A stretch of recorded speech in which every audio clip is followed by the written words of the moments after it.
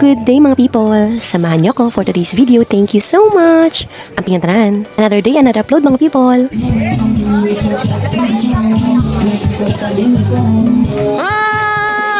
Anong bansa yan? Anong bansa? Mga behind the scene nila.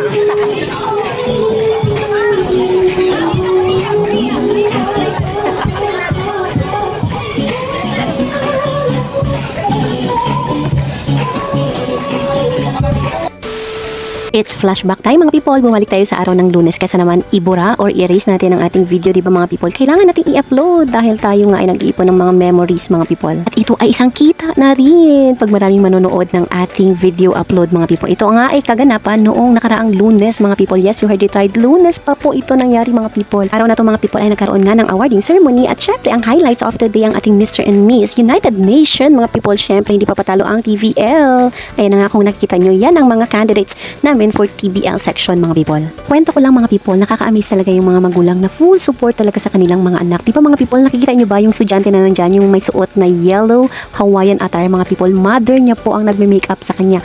Yes, tama po ang nakita nyo mga people. Napaka batang-bata ni nanay, di ba? Sadyang baby face lang talaga si Mother Earth. At saka super supportive sa kanyang anak. Of course, kung may mga supportive tayong mga magulang mga people, may mga supportive din tayong mga magulang sa eskwela mga people. Ang ating mga dakilang guro. Ayan naman ako nakikita nyo ang ating mga supportive na napakadakilang guro. Always on the go sa mga activity at mga kaganapan sa eskwela mga people. Kaya naman saludo ako sa mga magulang at sa ating guro mga people. Saludo ako sa inyo. Thumbs up 100%.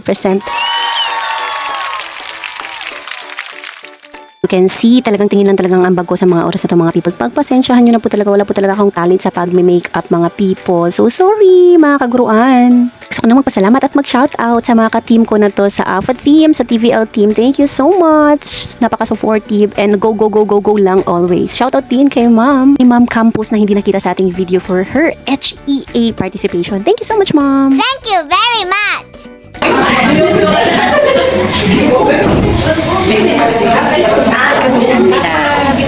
Hi, say hi to Midlife. Hey, from ICTB 11. Fast forward mga people, sa mga oras ito magsisimula na nga ang ating Mr. and Miss United Nation mga people. Let's go! At tayo ay manood. Isa tayong kurado sa araw na to. With Buenos Dias. Oy, buenos dias. I think, meron din akong baon, partner. Ohayo gozaimasu. Ano ba, partner? Meron ka ba? Yes, of course. Bonjour. Oh, okay lang magpapatalo. Meron din ako. Guten Morgen. Okay. Magandang umaga and good morning once again to our students, our faculties, as well as our admins. Indeed, we are thrilled to be your hosts this morning as we present to you the Mr. and Miss United Nations 2025. I am your host, Mr. Aldinar Partosa, and this is my partner. And I am Ms. Jabel Buatana. This day, we embark on a journey around the world, showcasing the diverse cultures, advocacy, and dreams of our exceptional candidates. The United Nations stands as a beacon of hope, fostering peace, security, and cooperation among nations. And this wonderful morning, we celebrate these ideals through our remarkable candidates. And human rights.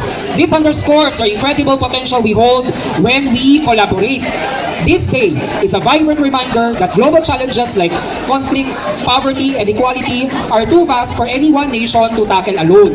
Just as the UN was founded on the principle of collective action, we believe that by learning about, respecting, and working with one another, that is working with other members of the international community, right here in our school and across the globe, we can create a more peaceful, sustainable, and just world for all.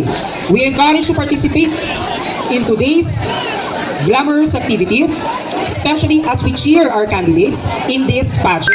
Oras itong mga people, nag-awarding ceremony na nga ang ating mga kaguruan mga people. Yes, ina-award na nila ang mga nanaro sa ating Quiz B, sa ating poster making, slogan contest at iba pang patimpalak na naganap noong nakaraang linggo mga people. After that, let's go fast forward mga people. Tingnan na natin ano ang kaganapan na nangyari sa ating Mr. and Miss United Nation 2025. Called poverty.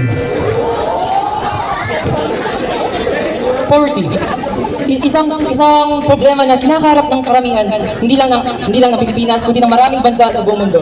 Isa ito sa mga main goals ng United Nations. Ngunit ang tanong, nare-resolve ba? Sa tagal ng United Nations, ang United Nations ay tinalaga noong 1945 pagkatapos ng World War II. Ngunit sa tagal nito, ngayon ay pinagdiriwang natin ang 80th year ng United Nations. Ang tanging solusyon ng sa poverty ay, ang poverty hindi problema natin, hindi problema ng mga mamamayan, ngunit problema ito ng mga leader na namamahala, ngunit hindi inaalagaan ang kanilang mamamayan ng maayos. Yun na po. So, halika, kapit ka. Thank you so much. At number 2, our candidate number 10. Punta naman tayo, madako tayo sa Middle East Asia. Let us call contestants number 3 and contestant number 11. Okay. Hello. Okay. Please put your hand. Okay. Social development. Hashtag social development. Every people has the chance to choose or to achieve social development because every people has their own equality to choose who they are and what they want to be in a society. So social development is very important in a society because it helps people to figure out what they really want to be in the society. Thank you so much, candidate number 3. Contestant number 11 pick the hashtag geopolitical rivalries. Ooh. Okay, for the knowledge, lahat po at connected sa United Nations. Hashtag geopolitical rivalries. For me, geopolitical rivalries is one of the great reasons why it's affecting not just our community but also our country and other neighboring countries under the United Nations because it slows the process of decision making. Since in the United Nations, there are a lot of countries, 193 countries under the United Nations, and they should make that decision as one. And geopolitical rivalries may have different opinions regarding a certain issue. So I believe that this affects the decision making and the process of making a decision on a certain issue or about a certain. That's all. Thank you. Thank you so much, our candidates. Wow. Let's move on to the next, sir. Now, our next set of candidates will take us to the next continent, which is the continent of Australia. Let's call on stage contestants number 4 and number 12. Global issues. Ang kanyang hashtag ay hashtag climate change. Okay. Okay, let's move on. Now, let us call the participant number 5 and contestant number 13 for the question and answer portion. Anong continent ko sila partner? Nandito na tayo sa North America. North America. Anong lugar ang nilalabas? Okay, ito na kayo dito, Bahamas. Baha. Okay. This week, the hashtag is hashtag peacekeeping mission. And this time, the male candidate picked the hashtag unity and cooperation. Okay, what country are you? Venezuela. Venezuela. Okay, sige, pick up hashtag. Okay, ship it. The hashtag of sustainable development. Again, hashtag sustainable development. Okay, thank you so much, sir. This time, our male contestant picked one of the most common hashtags, hashtag peace. So ngayon, pupunta tayo sa last group. We have contestant number 8 and contestant number 16. From the country of, anong country partner? South Africa. South Africa. Okay. The strength never to be born. With no one else Wala na mga kamay dyan. Now, the title of Mr. and Miss Witty goes to female category Olympic number. Witty 2025 is 9 out of 10. Candidate number 2.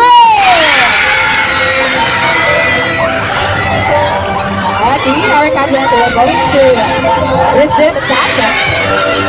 Mr. Witty 2025 goes to candidate number 11. Candidate number 11! Congratulations! Sila. Candidate number 1, South Korea!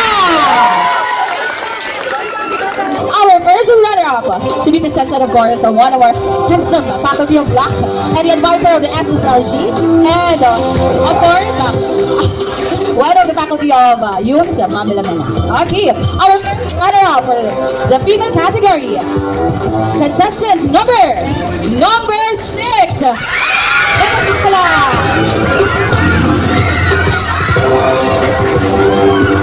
Of course, the first runner-up will not be completed without the victor under the male category. So, the first runner-up goes to Anyong Lupa, Anyong Tubig, South Korea. Contestant number 9.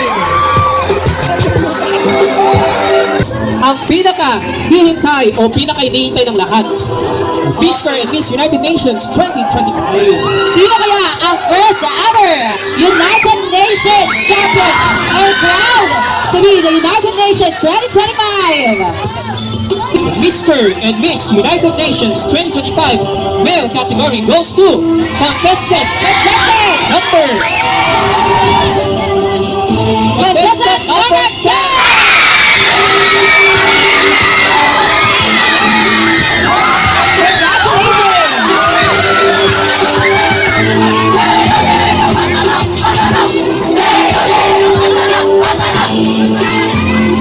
United Nations 2025 goes to contestant number 2. Okay, there you have it, ladies and gentlemen. Our Mr. and Miss United Nations 2025 contestant number 2 and contestant number 10. Tapusin, huwag po kayong magsawang manood at makinig. Thank you so much mga people. Ambing tanan.